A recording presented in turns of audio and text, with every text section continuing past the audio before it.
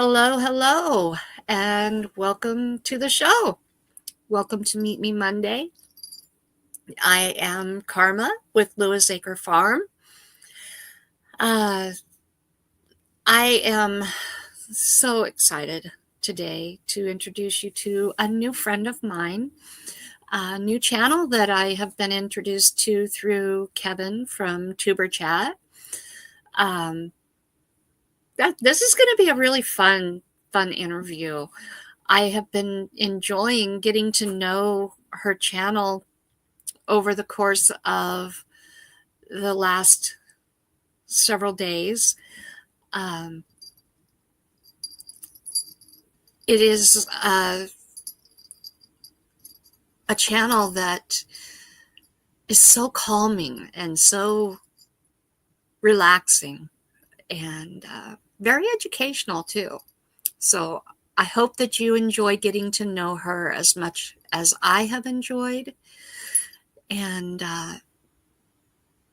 so, yeah, without further ado, let me introduce you to the Garden Kitchen with Tracy. I'm so glad that you're here. Before we get started, let's welcome in our chat.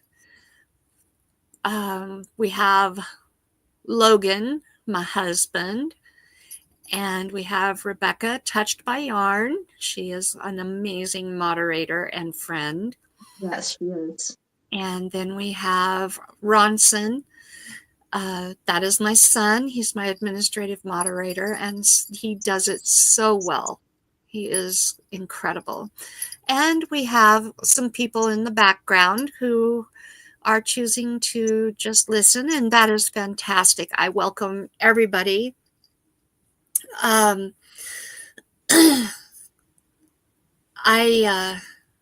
have been really excited to meet you and to get to know you, learn more about your channel. So, first of all, how are you doing today? I'm doing really good. I did a half a day's work, so I had it pretty easy today. I work at, my brother actually owns a doggy daycare boarding facility, so I do like grooming and boarding and daycare with the dogs. Oh, fun. Yeah. That's fun. How many dogs does he have in there on a normal day? Average as far as daycare, about 20. Oh, wow. That's a lot of Yeah, barking. believe it or not, we're actually a smaller facility compared to a lot of the doggy daycares. So, Oh, okay. yeah. Very But it cool. was a lot of fun. And then you get attachments with them in that. So that's nice. Yeah. Yeah. And I'm sure that a lot of them are repeat. Oh, definitely. Yeah. Yeah, they're so used to us in that. They know the facility, they know where to go. Most of the time we don't even have to have a leash on them because we can just say to go here and they know to go the next yard and things like that. So they're really good. It's a lot of Now, fun. I have seen videos of a bus that goes and picks up their clients. And that is the cutest thing, where I they know. sit out there and they'll come on with their little Hmm. satchels and vests and stuff. Hmm. So what kinds of fun things do you guys do for enrichment for the dogs? Now we don't do toys because toys can cause problems or fighting or that. So it's really about teaching them how to interact, how to play. We have like a rotation where sometimes we'll have a lot of puppies. And so puppies, you're not just working with the play, but you're also teaching them how to interact with other dogs and to listen to commands and things like that. Then you have like your seniors that come in and we special needs too. We do get some special needs. So those ones we have to more or less just give a lot of love and attention to. Mm-hmm. That is really interesting. I bet it's pretty rewarding too. Very much so. But like my sister works there too because it's a family business. So my brother's the owner, I do the managing, and then my sister usually works the weekends. So, but it can be sad sometimes too because you get Yeah. attached with them, and then we've had different dogs that have passed, and I mean, it feels just like your own, you know. Right. I'm Hmm. sure. And then, of course, I'm sure that there are those occasional clients who become disgruntled for whatever reason and happen to deal with them. Well, I can honestly say, and I don't know if it's because we're a small business, but we really have not come across issues like that. We have had very wonderful clients, and most of our business is word of mouth. So it's clients telling other clients. We don't get a lot of different ones coming in from all over. We usually get more locals and then people who tell their friends or their family about it. So I think that's Oh, that's a partially why. blessing. Hmm. Yeah, because that's a different way of getting clientele, and then it's more of a personal level because you know their families, you know people that they're associated with. So That is cool. yeah. So, just to kind of open up here, why don't you tell us a little bit about you? Um, a little bit about your In general, family, your hobbies. well, Yeah. I have been married since 1988, so quite a few years we've been married. And as far as children, I have one son, and we have our daughter-in-law, and they have two boys and two girls for our Nice. grandchildren. And I love talking and spending time with them. And as far as some things that I enjoy doing, I love my garden, and that's Mm-hmm. part of my channel. I like cooking. I also do like doing art as well. I don't necessarily do as much of it as I used to, Mm-hmm. but I like to do all kinds of artistic things, whether it be drawing or quilting or painting or making things. Just, I love to be creative. So that's partially why I like the cooking as well. Right. So, Mhm. what kind of painting do you do? It's not that I have any particular, if I would pick a style of paint as far as like acrylics mostly, I don't use any oils. I've not worked with oils before. Yeah, I would like to maybe take a class on it because they're totally different the way you use those compared to acrylics and absolutely. watercolor. Have you Yeah. worked with those or? I do some acrylic painting Yeah. and yeah, I have done some oil painting, very rudimentary oil painting, years and years ago.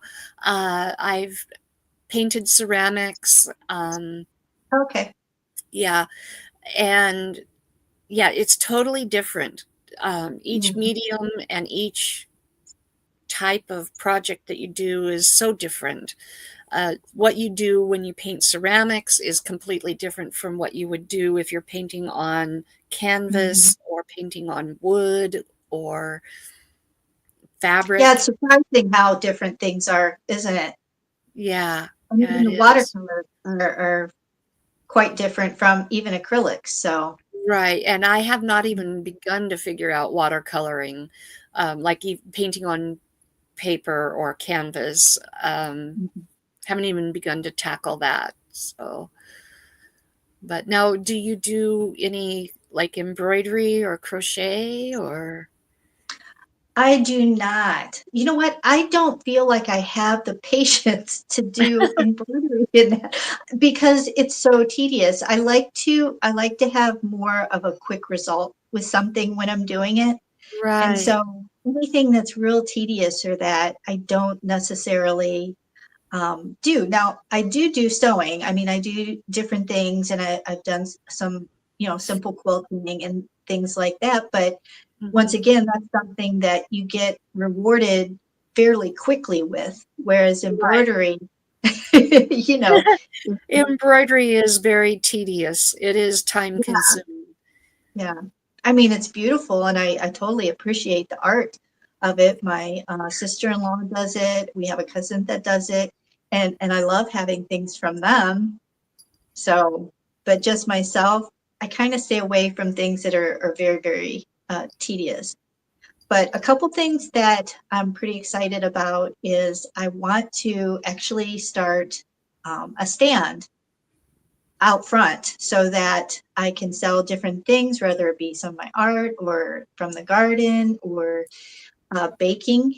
And then the other thing that I'm getting started with, and hopefully come this mid-month, I'm going to be having biscuits, homemade biscuits, buttermilk biscuits that I make in a little local store by me. Oh, Isn't wow. that exciting? That's awesome. Yeah. So Well, hopefully that's going to all come about this month as far as for that. And then I'm also going to talk to a local restaurant that's around me too and see if they're interested because they do all day breakfast. uh-huh. So yeah, so I've got some things in the work to see how they You are go. going to be busy. I like being busy.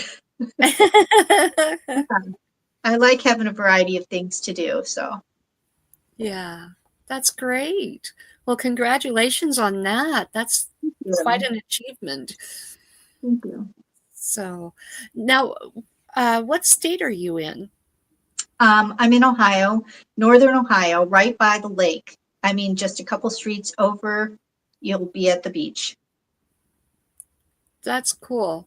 I know another creator that's in Ohio, and I follow him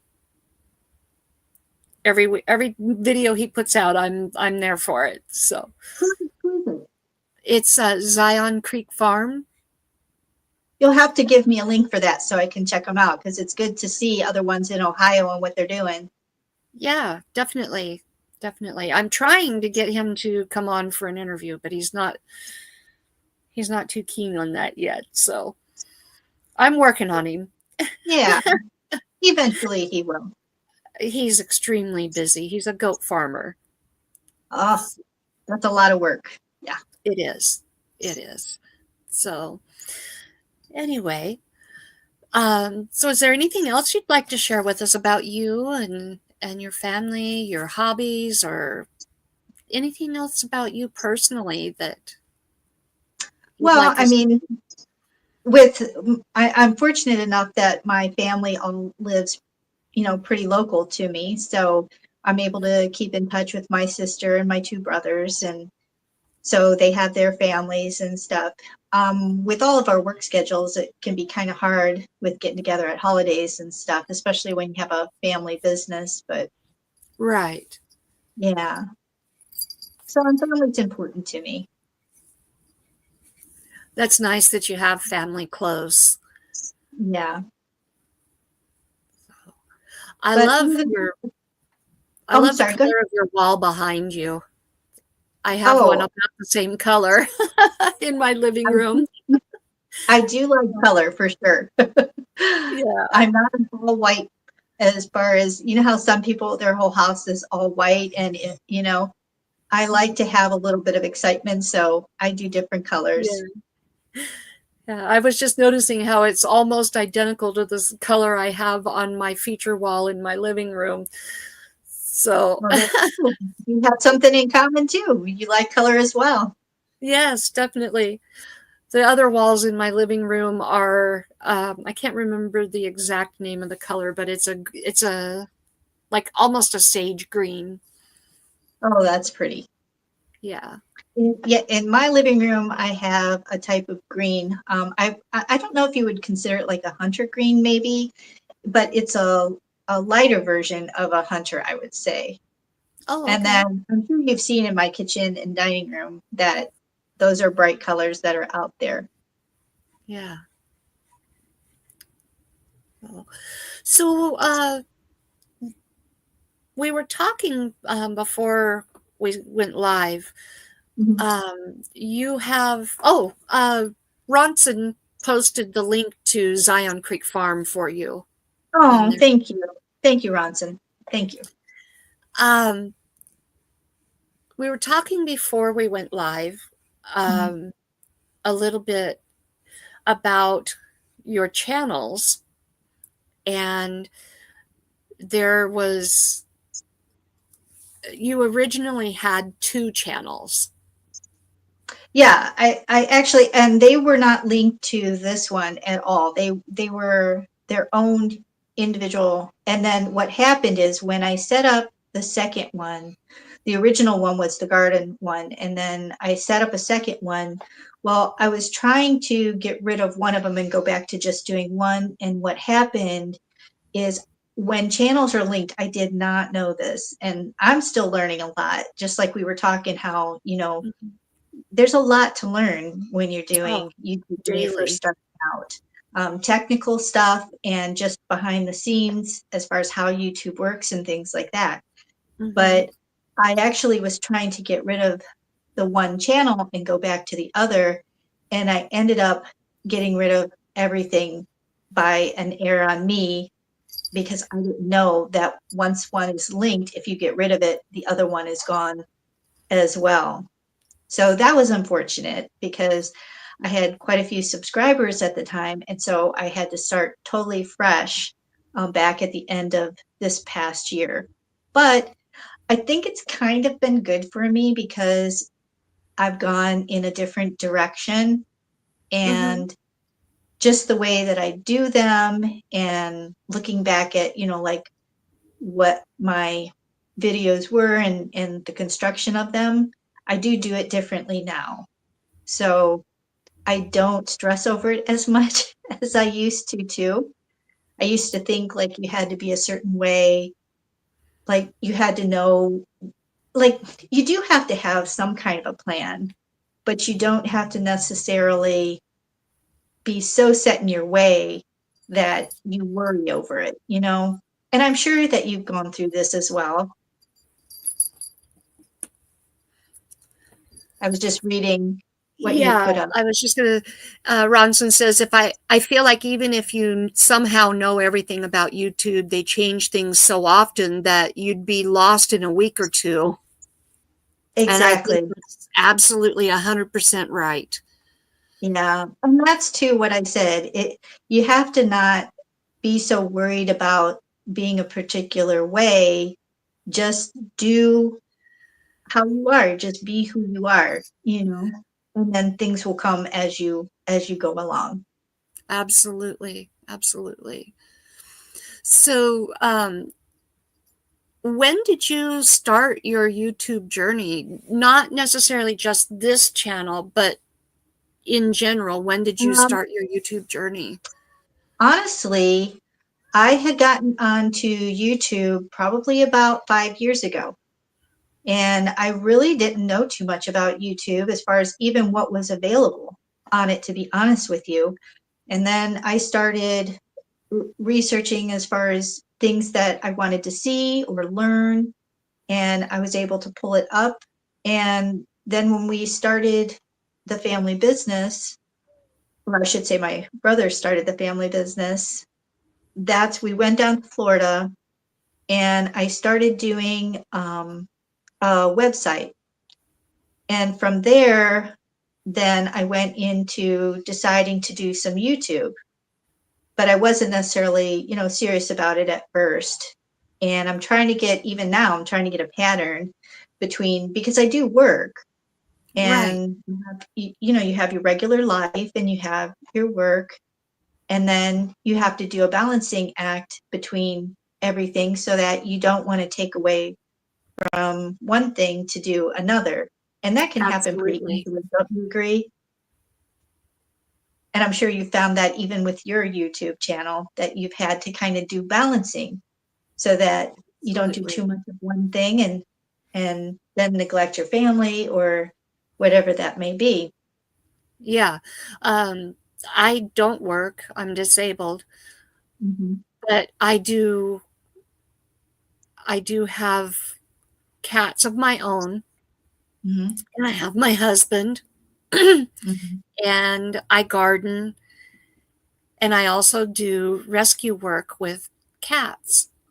Oh, And that's nice. trying to balance between what I can do in the house and my garden when it's gardening season, making sure that I set aside time for my husband, Mhm. and trying to keep up with my YouTube channel and do everything that I need to do for it and make it successful, and make sure that I'm taking care of all the cats and meeting all of their needs. Mhm. It can be overwhelming, absolutely overwhelming. And you know what? I really think that people want real people. You know, your subscribers in that they want to see you in real life, so that Mhm, they understand that there is compromises that you make in everything you do. You know, and making choices and wise choices are important. That you mhm. can't just always put everything, you know, like they say, putting all your eggs in one basket. You have to have a balance in things. You do, absolutely. I know that there are some channels that I follow, and some of the followers, this one particular channel, they're like that, like 100,000 and better subscribers. And Mm, some of those followers, they're like so demanding that they do this or they do that, or they aren't doing this or they aren't doing that. And I'm sitting here thinking, you literally see maybe at best an hour of their 24-hour day. mhm. Really think that they're not doing this or they're not doing that, or they haven't done this or they haven't done that. Yeah, Stop and think. You are not there. You are not present 24/7. How do you know they have not done this or that? right. And it's impossible to show in a 20-minute video, a 30-minute video, Mhm. or a 1 hour live Yeah, the entirety of one's life. Nor would exactly. you want to, or should you. And it's Yeah. unrealistic to expect that of a creator. And I do try to make sure it's really me.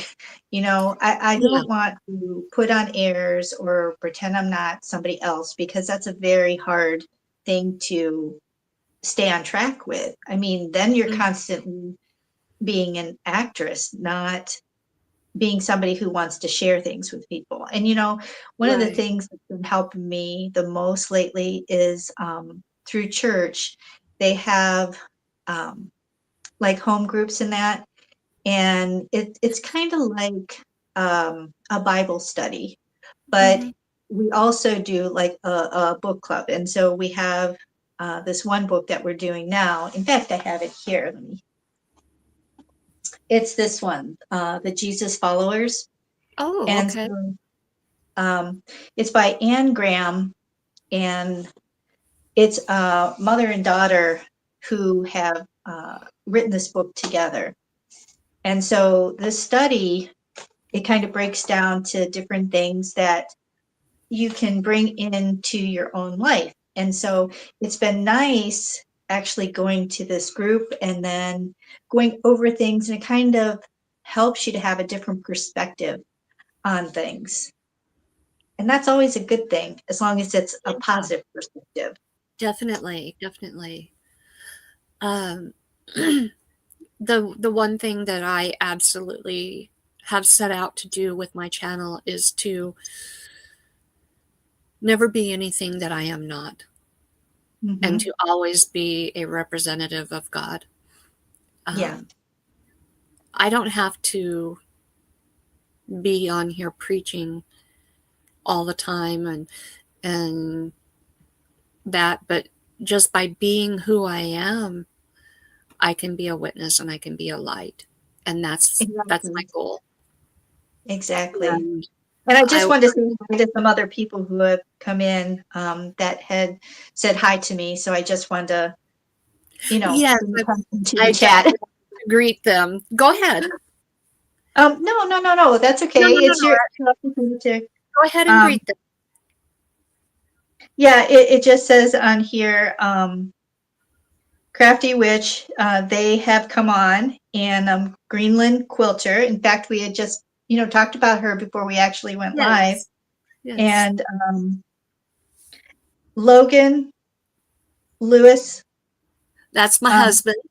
okay, and he was saying hi to a few people in that, and so I just wanted to, bring attention to them as Yeah. well, because I don't want to ignore anybody stopping Right. in. So, Yeah. I was going to catch that a minute ago and I didn't want to interrupt you. And then yeah, we got to I'm so talking. sorry. I'm so sorry. I know we were talking about So, so and yes, so. I am very glad that you're here. Very glad that you're all here.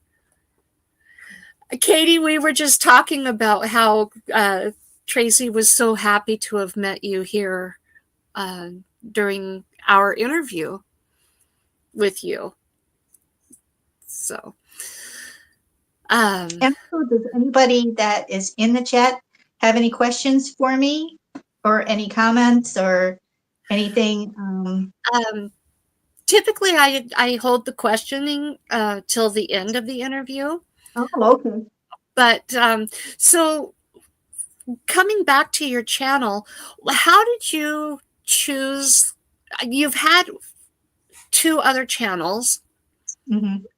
and so you obviously had names for them.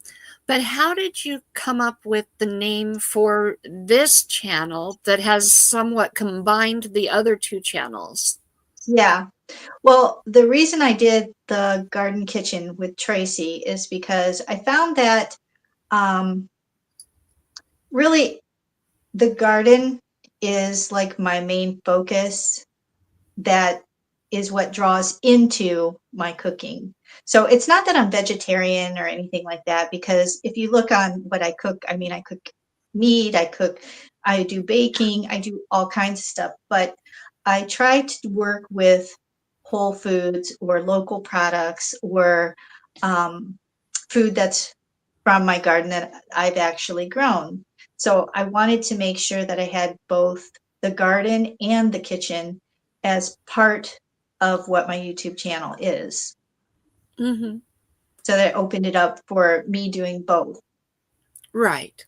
And you've got some awesome recipes on your Thank channel. you. Thank Um, you. I definitely want to try that pecan pie. That sounds so good. Well, and you commented about how you've always thought that pecan pies were kind of overly sweet, and they can be, especially when you're using Karo syrup. And this doesn't use the Karo syrup either, which makes it nice. And then Right. with the cream cheese, it tones that down as far as any sweetness. Yeah. That the cream cheese, of course, I love a good cheesecake, Oh, yeah. or anything with um, cream cheese. That is just, that's going to just elevate the taste. Hmm. And so I would have never thought to put cream cheese with pecan pie. And so I cannot wait to try that recipe. That is just going to completely elevate it. I'm excited to see what you think about it after you have it and what your family says about it. Yeah, definitely. I'm hoping maybe I can try it for maybe Easter. Hmm. Uh, that's the soonest that I probably will be able to get to it. But yeah, definitely. I have definitely plans to um, make it soon.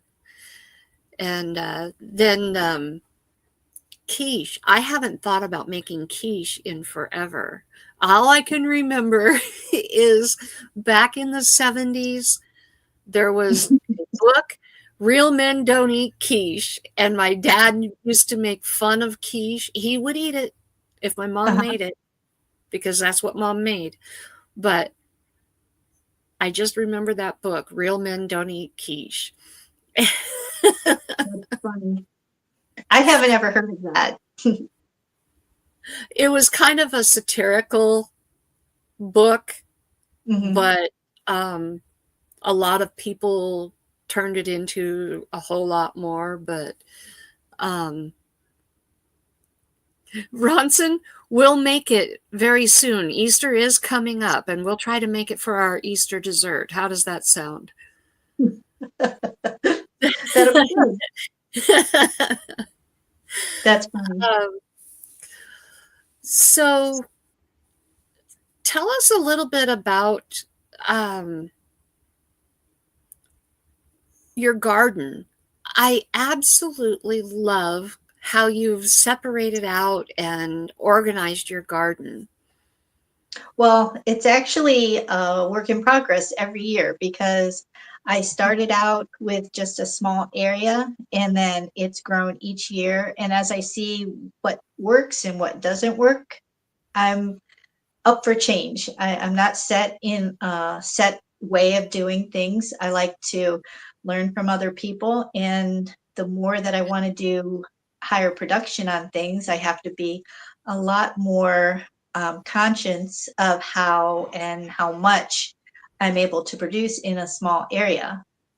So that's where I've decided to like divide things out into certain areas so I can concentrate on what we eat and not just like I used to do a bed and it could have so many different things in it. Mm-hmm. And then it wasn't necessarily producing everything that I needed in the quantity I needed. Because I also do canning. I do canning. I do preserving of the food that I cook. And Mm-hmm. so I want to make sure that I know how much I need. And then we have a local garden center that you can actually go out. They take you out there. They drop you off in certain areas depending on what they're growing. And then you can get like a bushel or however much you need. And it supplements me. So, like an example, if I don't have enough tomatoes to know that I'm going to get through the whole winter before I start growing again, I'll Mm-hmm. supplement it by going out there and getting more tomatoes and then canning them up. Okay, that's very neat. Mm-hmm. So, I noticed that you had one area that was uh, like fenced off, and that's where you're growing your potatoes. And Right. then you have your greenhouse, Mm-hmm. and you have other things that you're growing in there. I have a lot of wild animals around here. We have everything from deer to coyote to raccoons. We have, like basics like squirrel, possum, things like that. So when I have seen the different animals and what they're eating and taking away from the family as far as the growth or stunting the plants and stuff, that's why I've gone with a lot of fenced areas. I've had to go in that Right. direction because of protecting my interest with them. Right. So, when you separate out your garden, do you Mhm. put um, all of like obviously you have all your potatoes in one section. Mhm. Do you have separate sections around the yard for each plant? Like diagrams, um, somewhat. In other areas, I have some beds that I've done, and then I have where there's two sections that are close to each other that have where I do climbing plants, whether it be cucumbers or Okay. peas and things like that. And then the other ones, there's some small mini hoop houses, and those are things that I know have to be protected that I put out early, whether it be some greens or radishes, things like that that you start putting out now. Cold crops. Yeah. Okay. So there's a purpose behind each section. It's not necessarily that I just divide it out according to what the different crops are, but it's also what does the crop need and then what kind of protection do I have to give it for when I'm growing Mhm. it. Okay. It's very organized. I love that. Now, do you It have takes me anything that is grown in ground, or is it all in pots and raised beds? No, now I do some. in ground, and I'm going to do a lot more this year. I have a very big area that I just put in last year. It used to be, I don't know, maybe possibly like a 10 by 10 square that it used to be. And Mm-hmm. now it's way bigger than that. It actually takes up the whole back area. And that I moved the blueberries in there, and I'm going to be doing 30-inch rows. I'll do like 12-inch walkway, like 30-inch. We were just talking about this today and measuring out there. It's funny you bring that up. And then I have a big tarp over that area now, and that's been over since last year. So it's killing off any grass or anything that's been under there. And I'll be taking that up shortly. We're going to be getting a load of dirt into every year. I get a big load of soil come in so Oh, that I okay. can work it throughout the entire yard. So basically my backyard is, the whole backyard is a garden. That And is each so year I cool. just rework it depending on what I need. Kristen, welcome in. I'm so glad you're here. You snuck in on me. So we have several more people in, and those of you who are listening in the background, welcome. I'm so glad you're here. Thank you for being here. Um, so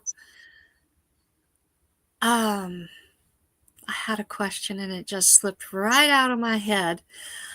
I love it when that happens.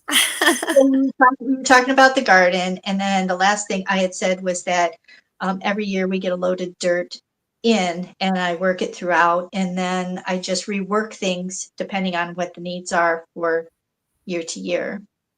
Yeah.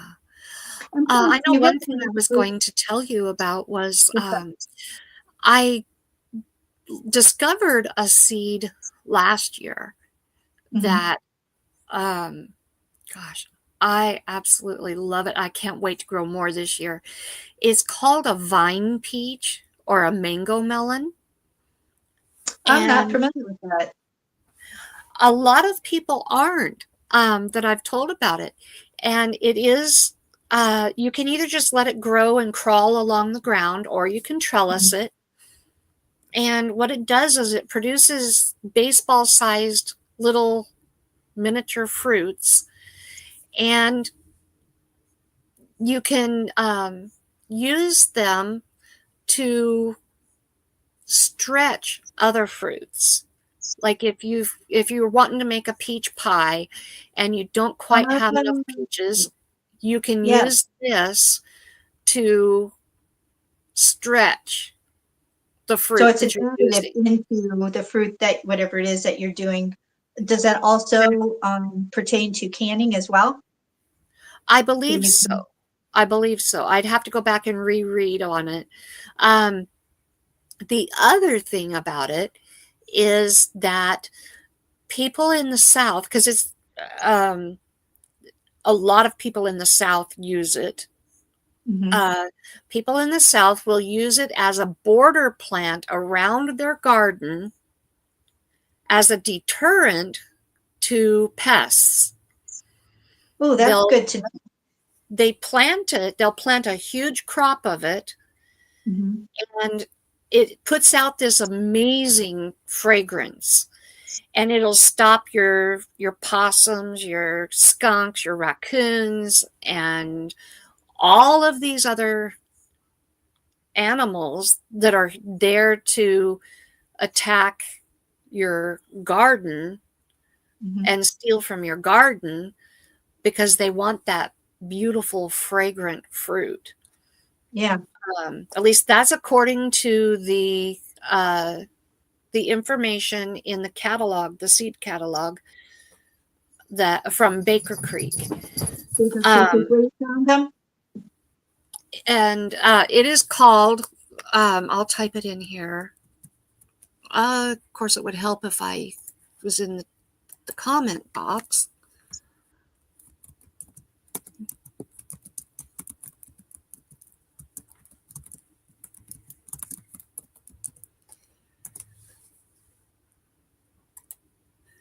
That is what it's called. And I bought the seed through Baker Creek. It is the company. There's been a lot of confusion on this. I went straight to the company and asked them. It is Baker Creek Heirloom Seeds. Their website is rareseeds.com. There's been a lot of confusion. Is it too late to order, or would I still be able to get some of it? Oh, would I be able to get the seeds now? Oh yeah, you should. Absolutely. I would just go to their website. And Ronson, could you pull up that website and share that link, please? Rareseeds.com.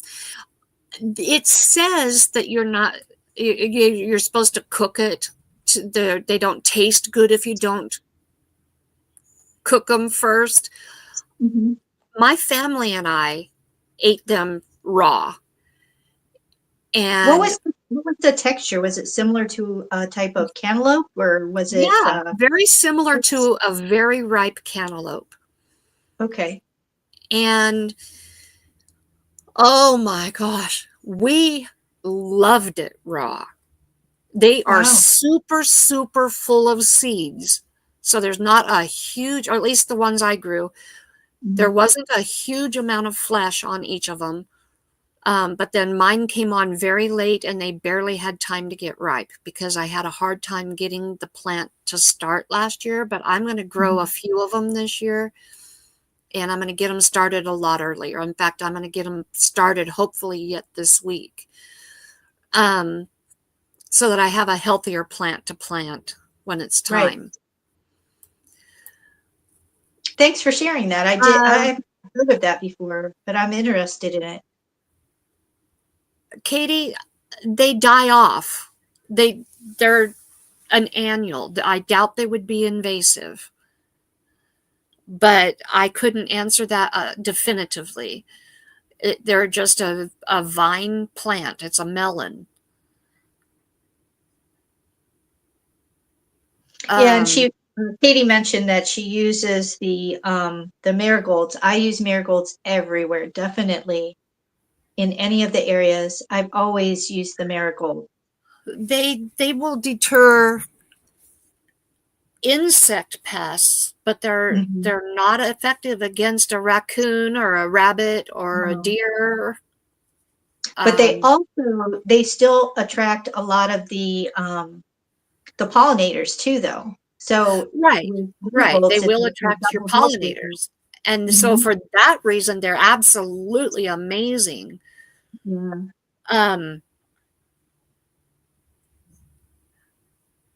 He has it up there now. The link is up there for everybody.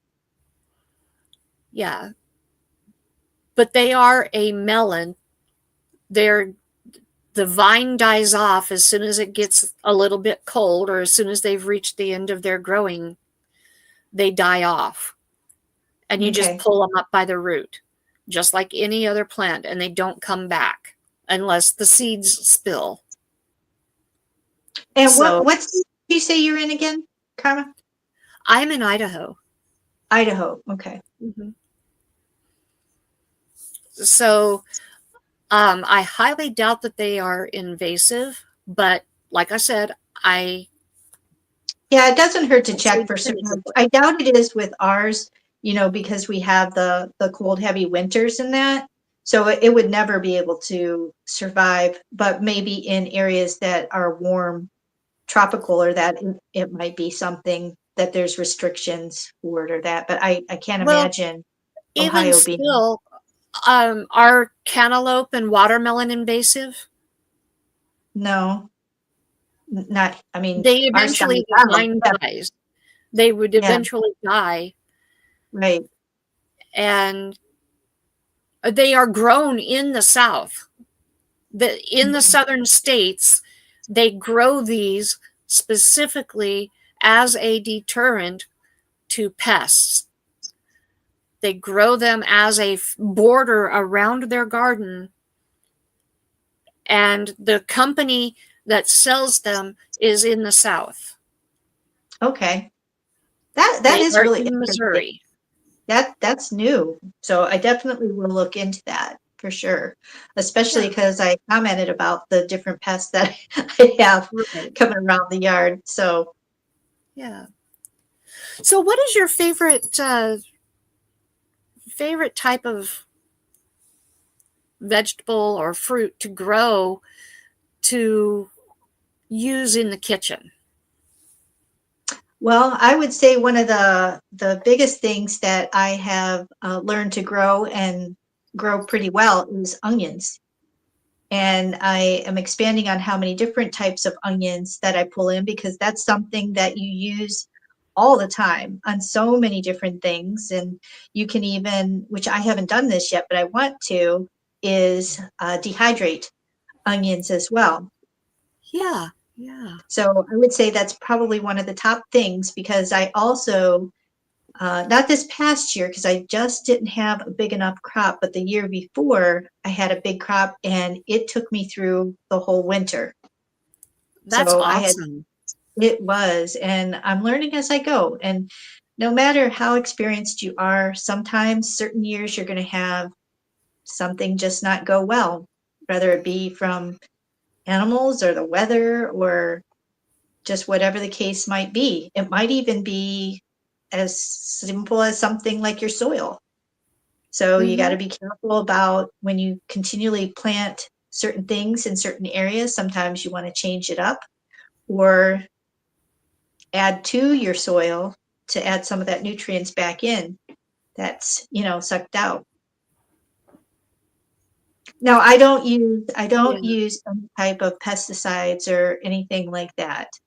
I yeah, will say that I use a few simple fertilizers that nothing like Miracle Grow or anything, but things that would, like as an example, I can't think the name of the actual product. I should have brought my notebook in here because I have I have cheat sheet stuffs in there.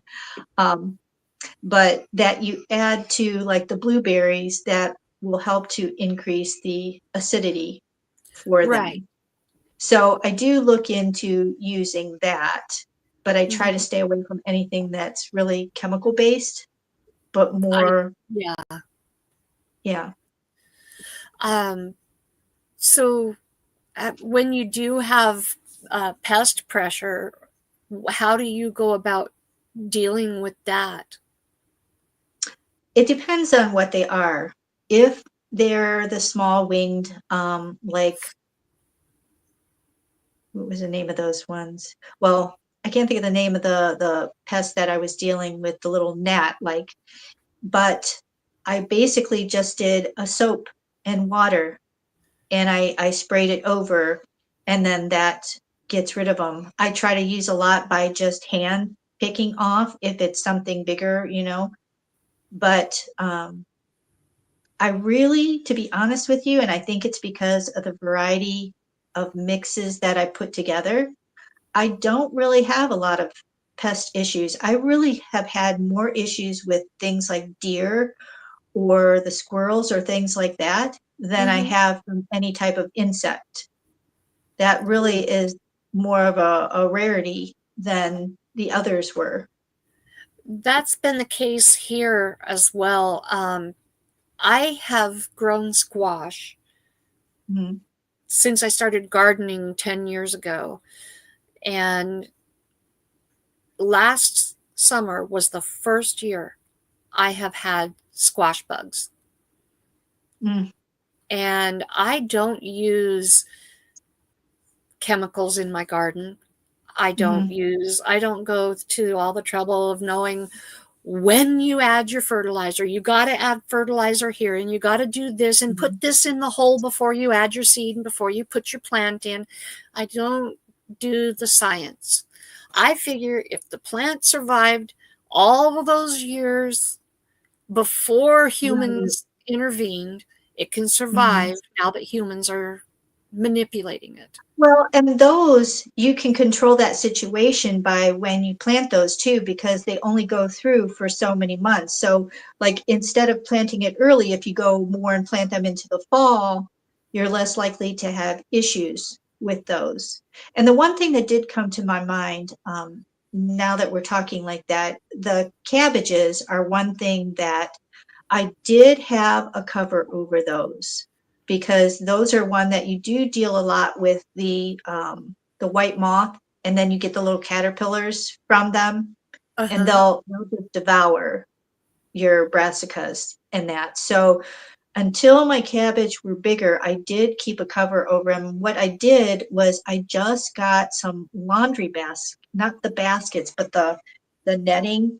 You know how like kids going to college or whatever, you have those nettings that you can give and they can put their dirty laundry in there.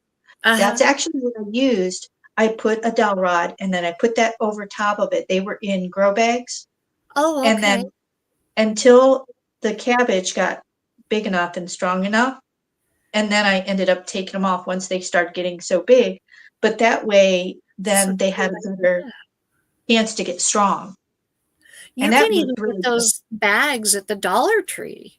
that's exactly right. I got them at Walmart and they were not expensive at all. And you use them year after year. You can use them Right. on,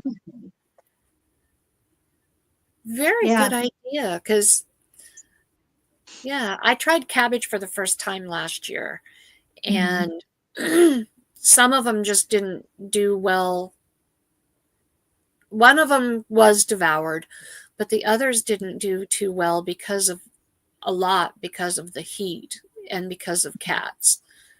But otherwise, I didn't really, I sacrificed one of them to try to save the others. Yeah. But If you use the grow bags, it really does help with the cabbage because also then they're movable. I did not put them in, I think it was only a 7 gallon container. So those for me, I was able to move with no problem. So if you see that it's getting warmer, you can move them into a shaded area to bring those temperatures down.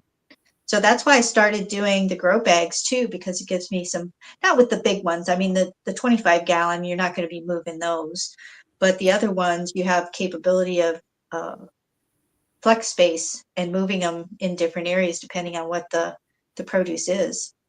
yeah, yeah. So, thinking about your channel, what has been the biggest things that you have learned from doing your channel? Well, actually, I would say to have self confidence. I know that you would think that I would tell you about the garden or the food or that, but my personal growth um, has really increased since I have started the channel. And I guess as I have grown as a person and kind of find out um, my confidence level is growing.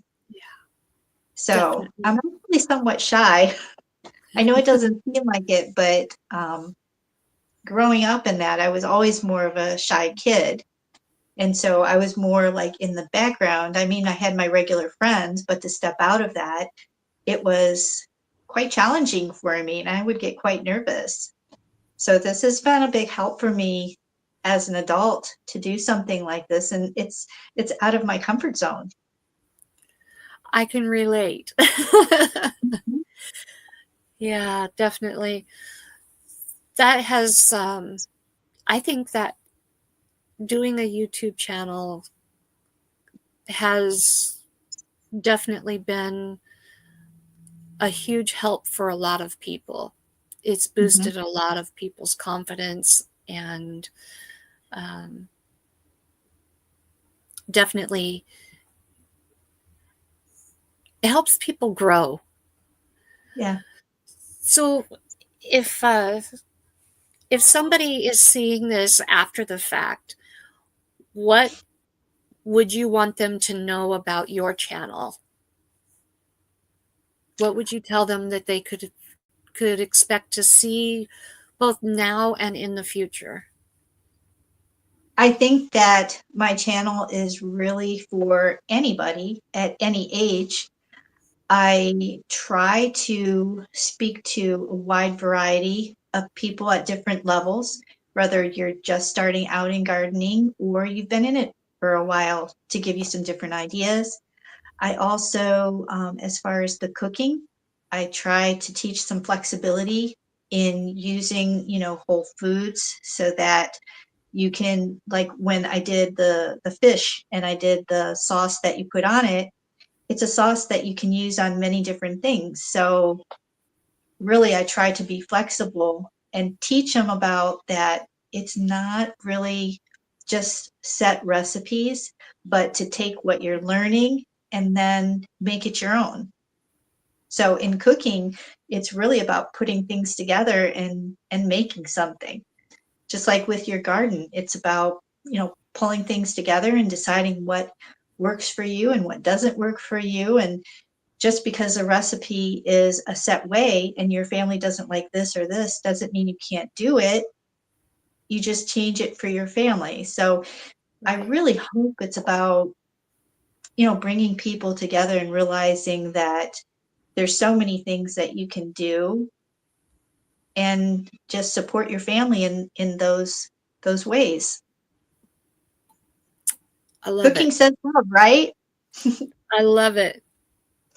That is so good. I think a lot of people get hung up on rules and Mhm. thinking that everything has to be followed to a T or it's just not right.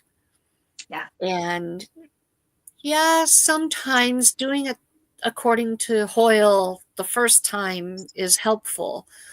But you know what? If you don't have a particular ingredient, substitute. Mm-hmm. If you don't have or don't like pork, substitute chicken Yeah, or exactly. substitute beef. Exactly. Or if you don't like meat, I can't stand it, but add tofu or whatever. But, do Yeah. what makes you happy in the kitchen. Yeah. And the And I kitchen want is a I want science people to lab. feel, yeah, and I want people to feel like they're welcomed in, that they're actually invited to my house and not just watching me in the distance, you know?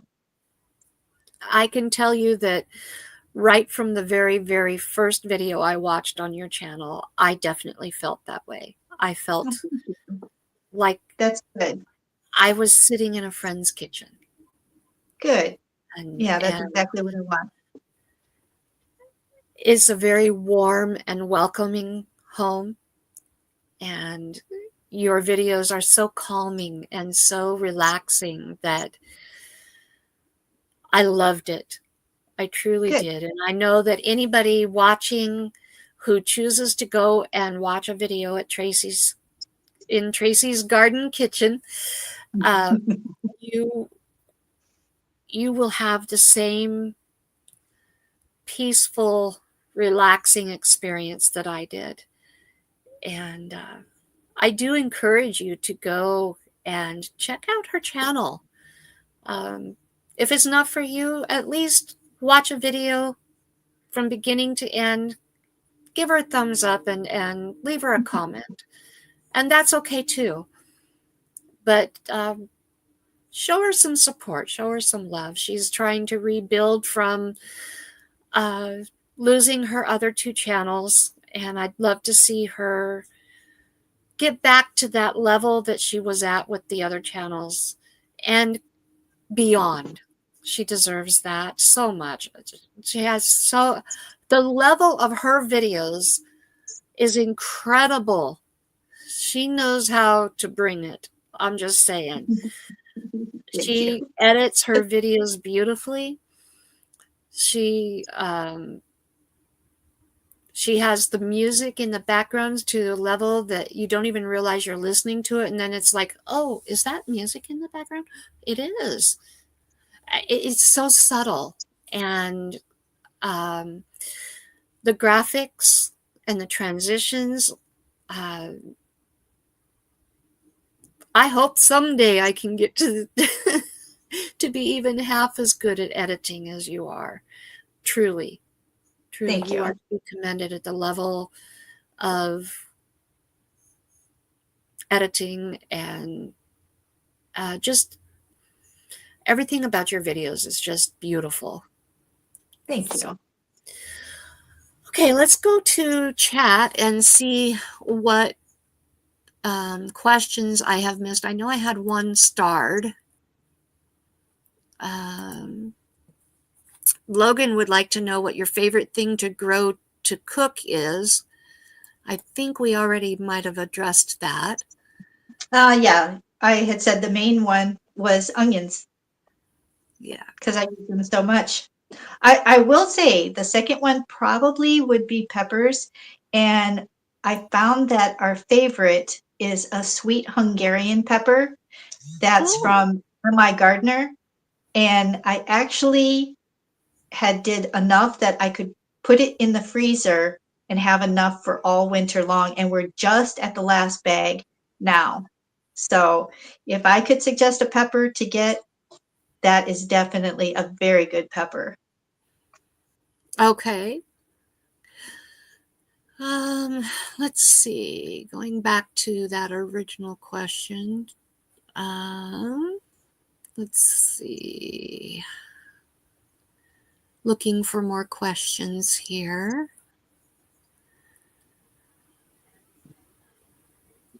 I don't want to miss anybody. Oh, okay. Let's see. Rebecca, touched by yarn, would like to know, do you use diatomaceous earth in your garden? I do not. Um, and the reason I don't is because I know you have to be careful with that as far as getting that into the air and actually breathing that in. It can cause problems to some animals too. And so um, I've dealt with like sinus issues and different things before, and I don't want to take anything into my garden that I have to worry about wearing a mask or anything like that. So it is beneficial. I do know people who've used it, but me personally, I have just decided not to use that. Okay. The one thing too, I never even thought of till we were just talking about this, but something that we dealt with was a lot of ticks in the past year.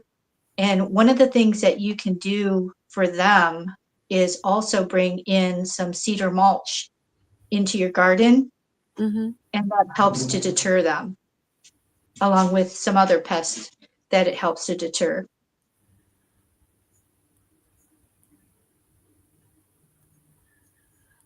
Okay.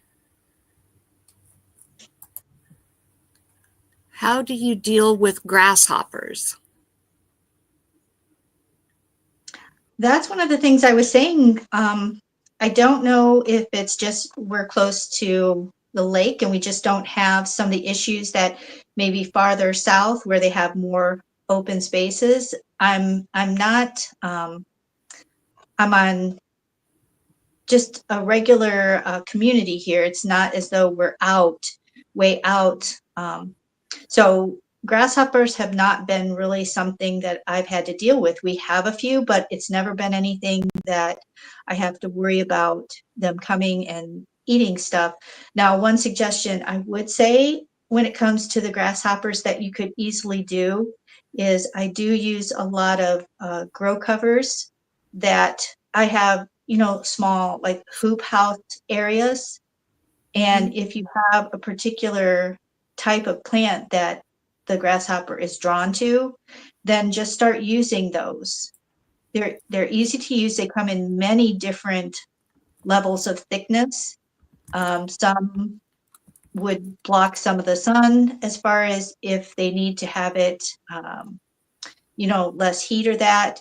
But that is a very good way to go. And then you can control it because you can have the cover off and then put it on at night, or you can have it on all the time. That's one of the easiest things, and then you don't have to worry about certain pests for certain plants. That's Yeah. been one of my best line of defenses, honestly.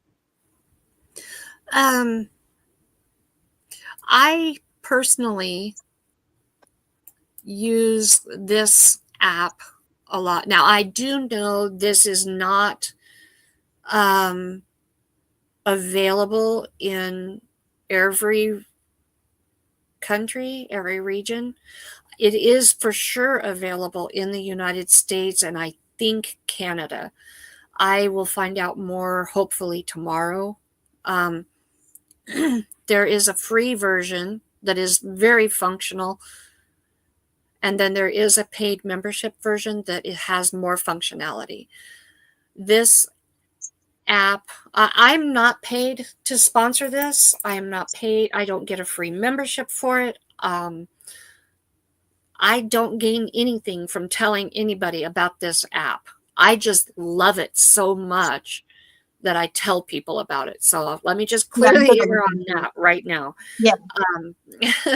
But this app is incredible. You can plan out your garden in this app. You can, it'll tell you based on your zip code, your frost dates, it'll tell you what plants are available to plant when. You can scan in seed packets. It is sponsored by Park Seed, but if you have seeds from Baker Creek, from Rainbow Seeds, from Haas Tools, from Gurney's, from any other seed company, you can scan that packet in and it'll take the information from that packet and put the information in to the app for you. You can plan a garden based on a particular health issue that you have. You can plan a medicinal garden. You can plan a salsa garden, a pizza garden, different types of themed gardens. You can design different styles of gardens. Like if you have a 30 by 30 garden, you can plant your garden in the app and decide if it's going to work for you, move plants around, and you can plant out towers. And it'll tell you whether the plants you're wanting to plant next to each other are compatible or not. And if they're not compatible, it will alert you so that you're not planting plants together that are going to be fighting each other. Right. That's important to learn because that actually will make a big difference on the pest and that, because this pests in general, when I'm talking about insects and that, not like big deer and things like that, but if you have a strong plant, you have a better chance of having that survive and producing the fruit or vegetables than if you have weaker, because those that have disease and are weaker actually do draw pests into your garden because they're drawn to those weaker plants. Right. And the other thing is too, this app does not require the internet to function. So wow. if you're out in the middle of your garden and you don't have internet access, it'll still work. You can, if you have, if you have the free version, you're limited on how many questions you can ask the GrowBot per day, but you can still ask it questions. If you have the paid version, you're unlimited on how many questions per day. But you can if you've got a plant that's got an obvious issue going on, you can take a picture and say, what's wrong with my plant? And it'll come back with an answer. If you have a plant and you don't know what it is, take a picture. The GrowBot will identify it. If you've got a bug and you don't know what it is or how to deal with it, you take a picture of it and it'll identify the bug and tell you how to deal with it. Or if it's a beneficial bug, it'll tell you. This app is absolutely incredible. And what's really cool about it is the app, all of its features are driven by its users. Oh, The okay. users are giving constant feedback to the developers, and the developers are saying, oh yeah, that's an awesome idea, let's do it. Yeah. And they develop it. There is And another. Oh, I'm sorry. Go ahead. I didn't mean to interrupt. they have a weekly live stream on Tuesday mornings at, let's see, 11 o'clock my time, 1 o'clock Eastern. At 1 o'clock Eastern, every Tuesday, they have a live stream where you can interact with the developers of the app and ask them questions. So, Another site I would like to bring up to everybody too is the USDA local food directory. If you go to USDA localfoodportal.com, you can put in your zip code and it brings up all different information about like on-farm markets or where you can pick like blueberries and different things. it So was it's a local beneficial USDA local food portal, portal. portal.com. Okay. And then it's beneficial to you to show you in those areas, and then you can just bring up different things. Let me see if I can. Yeah, it has where when you bring it up, let me see if I can put it sideways. It has there where you just, that's the home page there, and then you're going to put in your zip code, and then you can do a search, and it comes up, and it'll show you the different locations of where the different stands and different things are.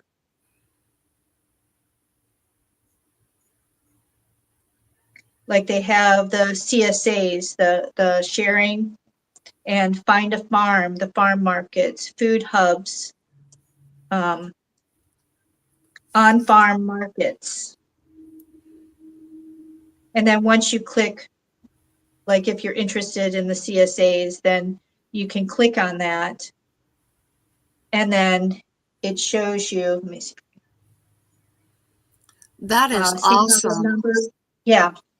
So it's very, very helpful. I actually learned that from, I watch a morning show. Let me see if I can get to that. They're very informative.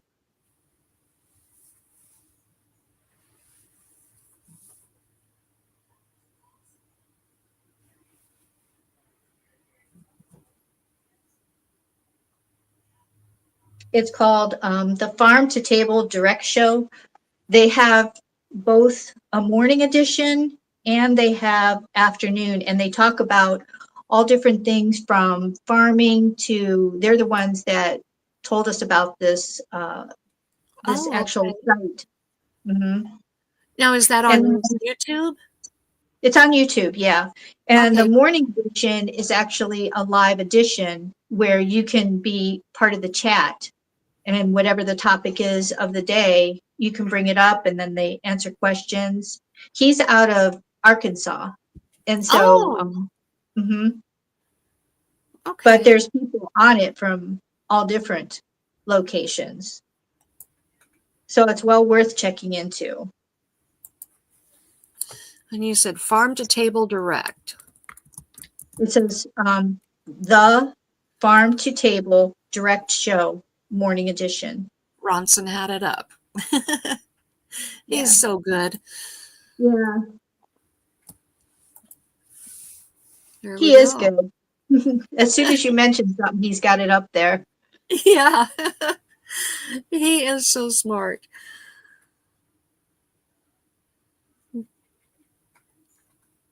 There we go. Yeah. And if you go over there, tell him Tracy sent you, because he All sees me right. on there every morning. All right. This has been awesome. Wonderful, wonderful resources. Yeah. So fantastic. Well, what other wonderful resources or knowledge do you have to share with us? Whether cooking or gardening or YouTube? Well, as far as YouTube, I'm learning way too much to be given advice on that. I'm still a baby in learning. But as far as cooking and gardening, I would say my best advice is just have fun with it and don't take everything so serious in life. Oh, wonderful advice. Wonderful advice. And with that, I would also say be authentic. Yeah. Be real. So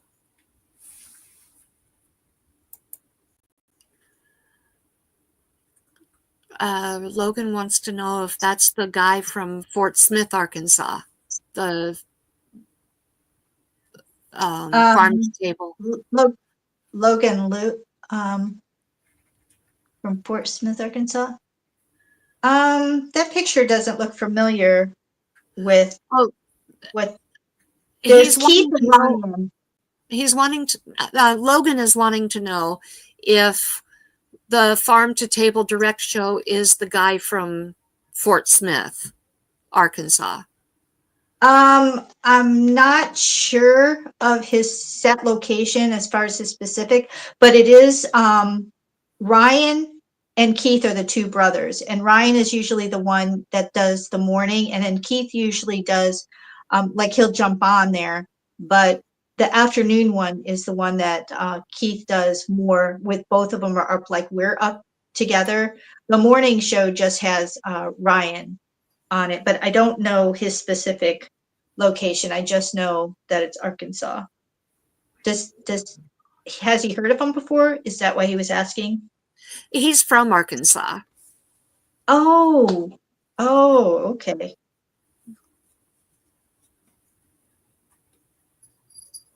Let me see if I go to his site, if we can see specific. See, they talk about building the homesteading community.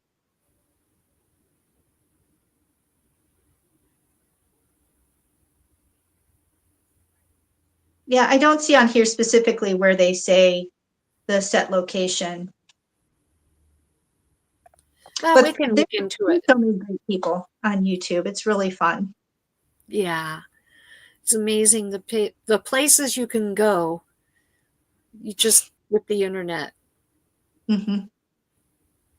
So, well, does anybody else have any questions for Tracy?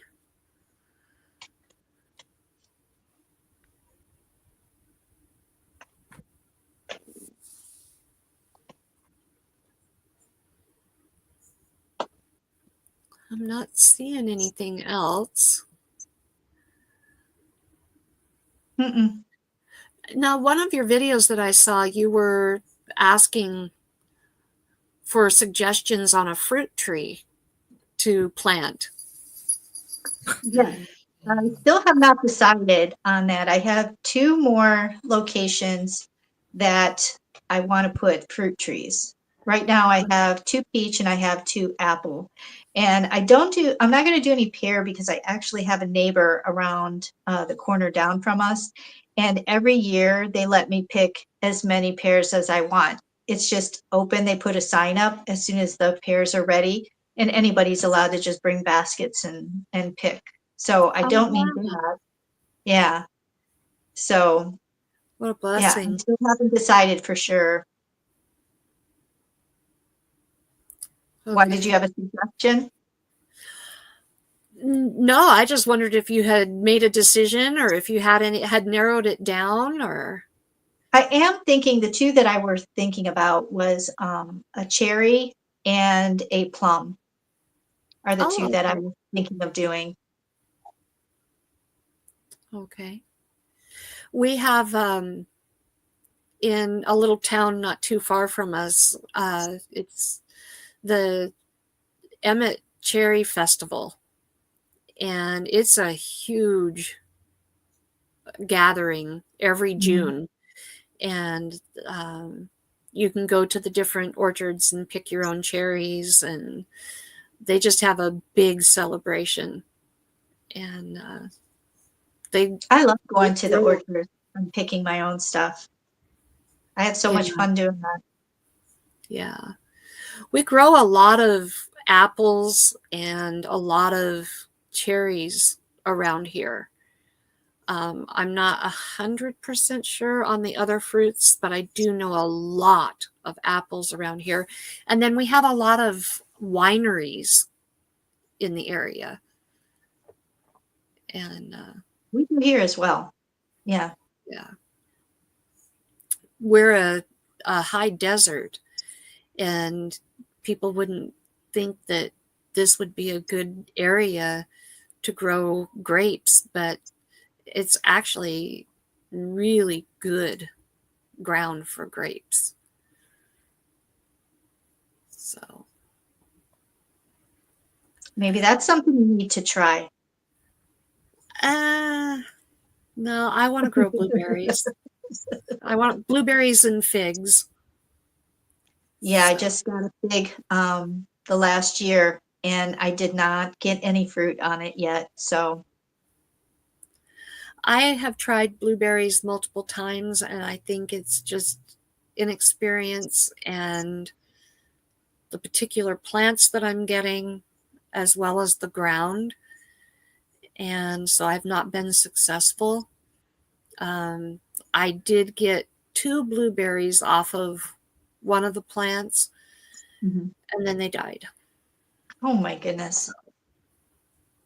Do you have a lot of clay soil? Actually, I had them in raised beds, Oh, and so okay. it was amended soil. But I I don't know. I Well, don't know they what like happened. water, but they definitely don't like to have wet feet. So, Yeah.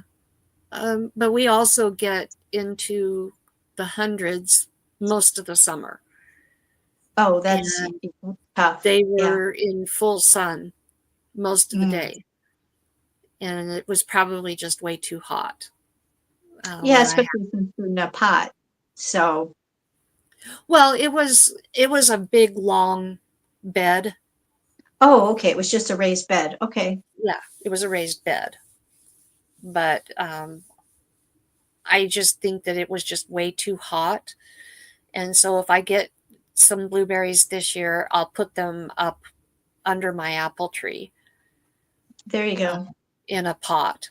It's a big, huge tub, but I'll put them up Mhm. under there or in another area where they'll have more shade. They'll have Yeah, sun, but they'll have more give it up. shade. So, Try it again. yeah, it'll be fun to try. Mhm. So, one of these days, I'm going to have blueberries. I love blueberries. So, anyway, well, that is all that I have. Um, unless there are more questions, which I do not see in the chat. Uh, and unless you have something else you would like to share. I think we've kind of gone over anything that was on my mind for today. I just want to Okay. thank you for actually having me on here, and I appreciate you and what you do and how you encourage others, Well, thank you you. know, to It's my step out. pleasure. So Absolutely. I do appreciate that. I really do. My pleasure. And thank you, everybody that's been in chat and everybody who has been in the background. Those of you who are watching the replay, I truly, truly appreciate each and every one of you. Mhm. You are very important. And please go and check out Tracy and her channel. You will be truly inspired.